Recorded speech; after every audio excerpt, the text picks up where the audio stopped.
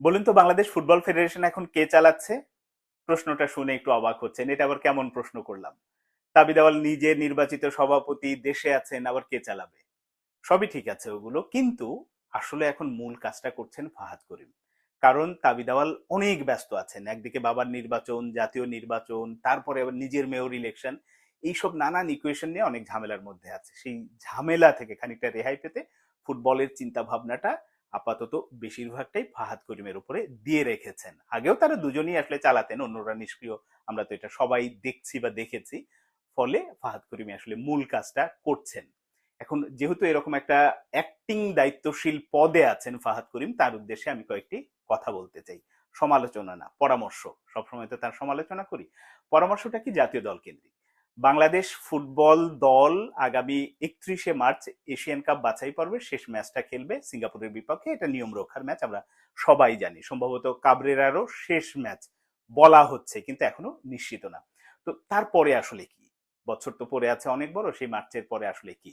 তো মার্চের মধ্যে ইমিডিয়েট জুনে, মানে বিশ্বকাপের আগে, ওই বিশ্বকাপ শুরুর ইমিডিয়েট আগে ওই ফিফা উইন্ডোতে একটা চার জাতি আমন্ত্রণমূলক ফুটবল টুর্নামেন্ট খেলার আমন্ত্রণ পেয়েছে বাংলাদেশ ফুটবল ফেডারেশন। সেটা হচ্ছে মালদ্বীপ থেকে। কিন্তু এখন পর্যন্ত বাংলাদেশ ফুটবল ফেডারেশন কোনো সিদ্ধান্ত নেয়নি তারা অংশগ্রহণ করবে কি করবে না।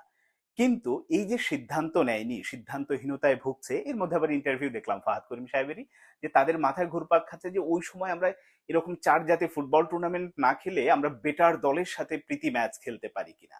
এটা হচ্ছে একটা নির্বুদ্ধিতার পরিচয়।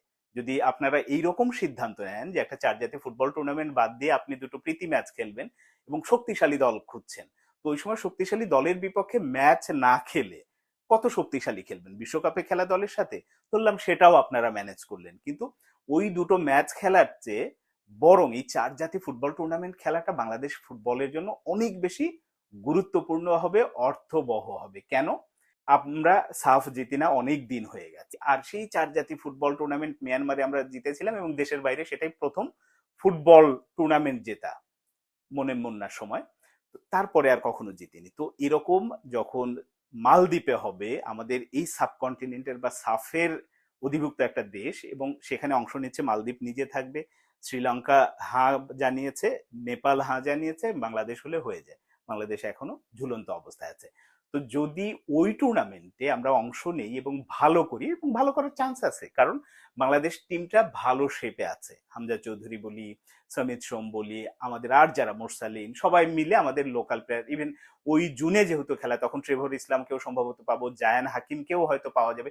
তো এরকম আমরা যাদের যাদের পেতে পারি, একটা ভালো দল গড়া সম্ভব, ভালো একটা রেজাল্ট আনাও সম্ভব। তো ওই চার জাতি টুর্নামেন্টে অংশ নিয়ে ওখান থেকে যদি চ্যাম্পিয়ন হওয়া যায়, সেটা কিন্তু বাংলাদেশের সার্বিক ফুটবলের জন্যই অনেক ভালো হবে। সঙ্গে আবার সেপ্টেম্বর অক্টোবরে যদি সাফ হয়, সেটারও একটা প্রিপারেশন, এবং মানসিকভাবে বাংলাদেশ অনেক বেশি এগিয়ে থাকবে। উন্মাদনাটা যেমন বাড়বে, একই সাথে বাংলাদেশ দল মানসিকভাবেও অনেক এগিয়ে থাকবে। এইটা হচ্ছে প্রেক্ষাপট। এই কারণে ওই রকম কোনো সিদ্ধান্ত না নিয়ে, যে চার জাতি টুর্নামেন্টে অংশ না নিয়ে আমরা প্রীতি ম্যাচ খেলবো শক্তিশালী দলের বিপক্ষে, ওখান থেকে দয়া করে ফাহাদ করিম সাহেবরা সিদ্ধান্তটা মালদ্বীপকে জানিয়ে দিন যে হ্যাঁ আমরা অংশ নেবো। এটা হলে বাংলাদেশের ফুটবলের জন্যই ভালো হবে।